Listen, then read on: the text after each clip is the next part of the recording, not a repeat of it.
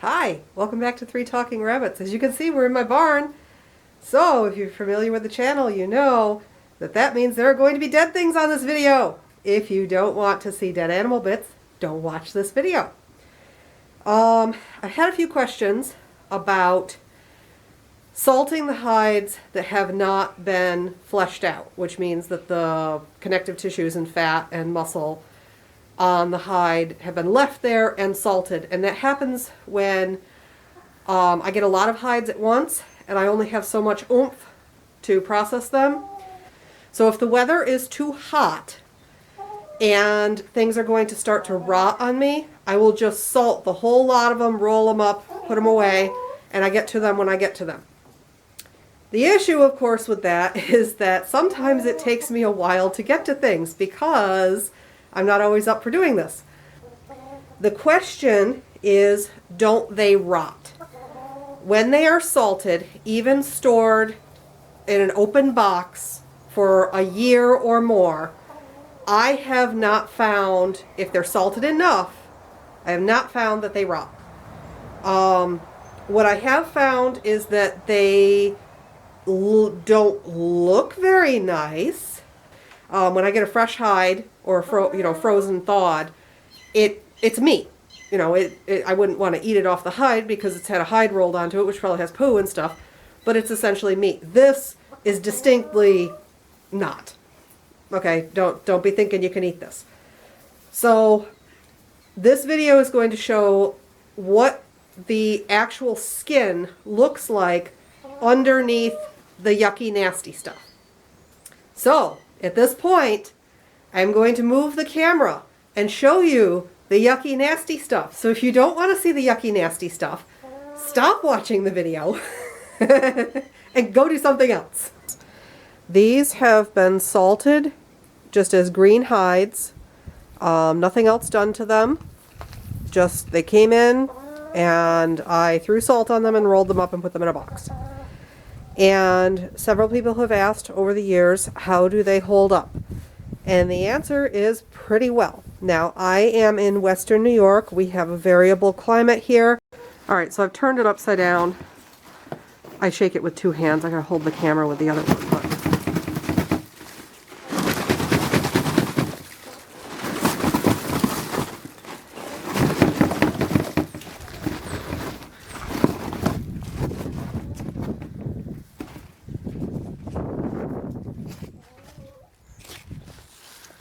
This is pretty much what it looks like.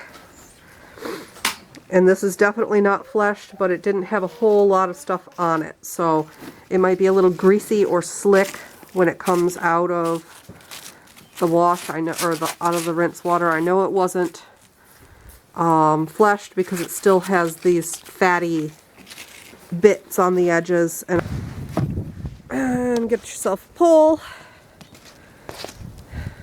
Have the apron go in the way of the camera, and then I'm just going to dunk it.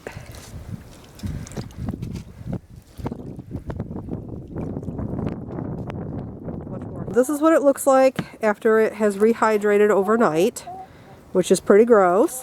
The smell is not awful, but there is a distinct sheepy, farmy, not really meat, but like we got to throw this out smell. It's not like, oh, pass out bad, but it's not food. Okay, so there is the yucky, nasty stuff. My chickens think this is awesome.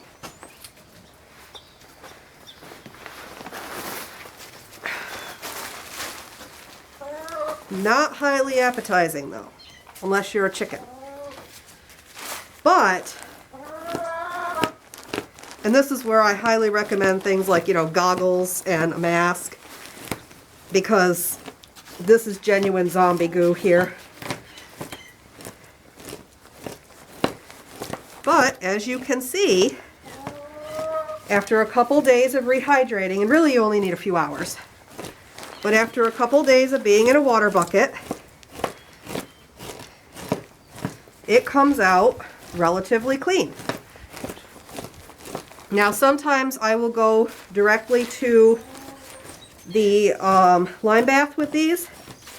Sometimes I'll rinse them again depending on how dirty they are. Sometimes I will salt them again if I'm not ready to process, which is what I'm doing with all of these. They just get clean salt.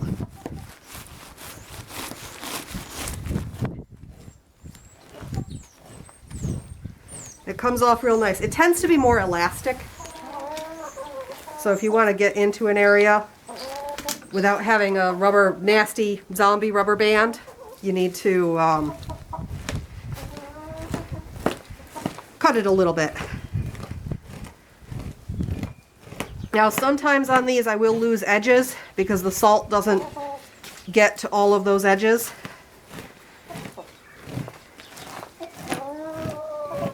Let's see that? Nice and white. Not as white as if I did it fresh. So fresh is better, but if your choice is letting the hide rot or salting it, you can salt it.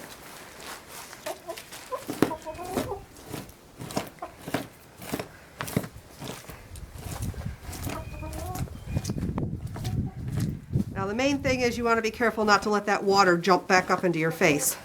I use the term water very lightly here. Not pleasant stuff. My chickens are like, why aren't you giving us this? We're down here. We want a treat. It's not like they can't jump in the bucket and get it.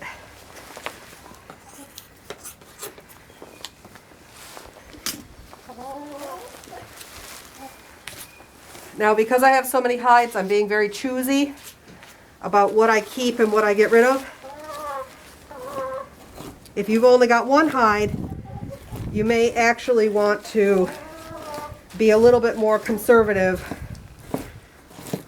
with your material and use what you've got. I don't know how many hides I have right now, but it's a lot. I don't have to be choosy.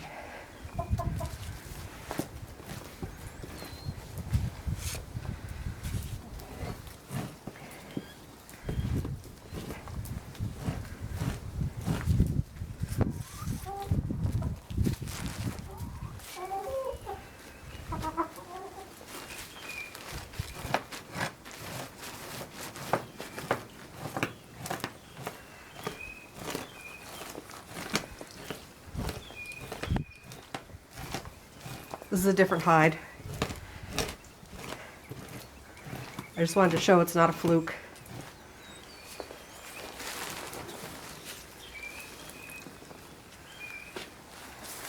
This one's a little whippier.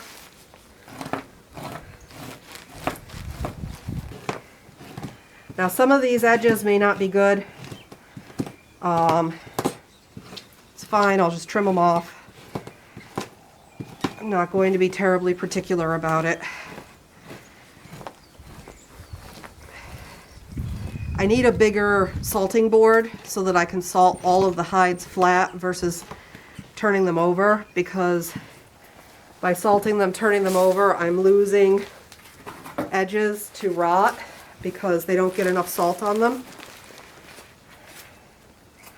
So that is also something to keep in mind.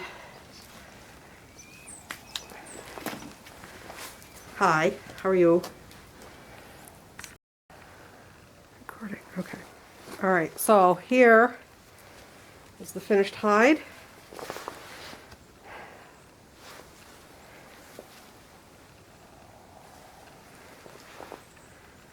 And you can see it is pretty clean. Not awesome, but definitely suitable. It is sound.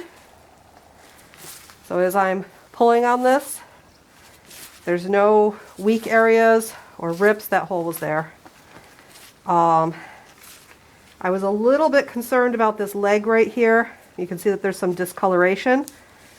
It's not a black and white sheep. Some of these sheep were black and white. So this, I think I'll probably cut it off because I have a feeling that this is going to make stinky parchment. Nobody wants stinky parchment.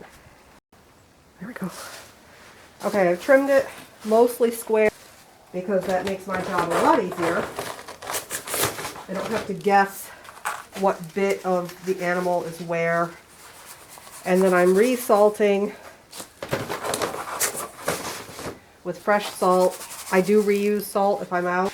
So, when I said I need a bigger board, these edges are going to fold over like that, and for some reason the salt doesn't stick to them as well as I would like. And if I leave them too long, they will tend to rot a little bit more than the rest of it, which is to say there might be some rot versus no rot. So that's definitely something to keep in mind. You do not have to salt a flesh hide as heavily as you would salt one with the meat on it, for obvious reasons. It's just a question of volume. Okay, and then these are going to sit for a while because I want that salt to be good and stuck on there. Now, one problem I ran into today, last night, it was freezing. I had 2 hides that sat out here all night, and when I rolled them up with the temperature still under freezing and having sat, the salt cracked off of them. So I think they're going to be okay, but that'll be an interesting thing to see when this is all done. All right, well, thank you for joining me today on 3 Talking Rabbits for more hide stuff. And my chickens are upset that I did not give them more nasty zombie treats. Have a great day.